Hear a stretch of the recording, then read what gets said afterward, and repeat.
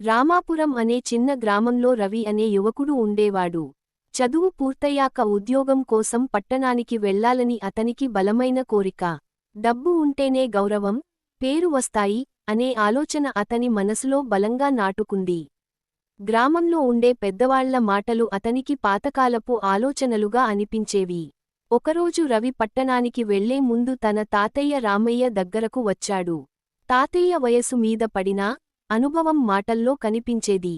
రవి తన నిర్ణయం చెప్పగానే తాతయ్య చిరునవ్వుతో అన్నాడు, నాన్నా, డబ్బు అవసరమే, కాని మనిషికి విలువ ఇచ్చేది అతని ప్రవర్తన, నిజాయితీ, ఓర్పు. త్వరగా ఎదగాలనే తొందరలో నీ విలువలు కోల్పోకూడదు. రవి ఆ మాటలను పెద్దగా పట్టించుకోకుండా పట్టణానికి వెళ్ళిపోయాడు. మొదట్లో ఉద్యోగం దొరికినా అక్కడ పోటీ, మోసం, స్వార్థం ఎక్కువగా కనిపించాయి.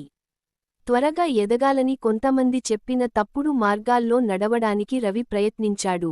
దాంతో ఉద్యోగం పోయింది, పేరు కూడా చెడిపోయింది. ఆ సమయంలో రవికి తాతయ్య మాటలు గుర్తుకు వచ్చాయి.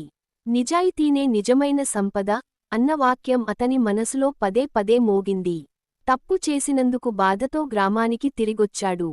గ్రామంలో తాతయ్య అతన్ని ప్రేమతో స్వాగతించాడు.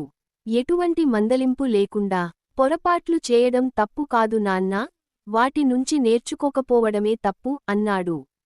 ఆ మాటలు రవి జీవితాన్ని మార్చేశాయి.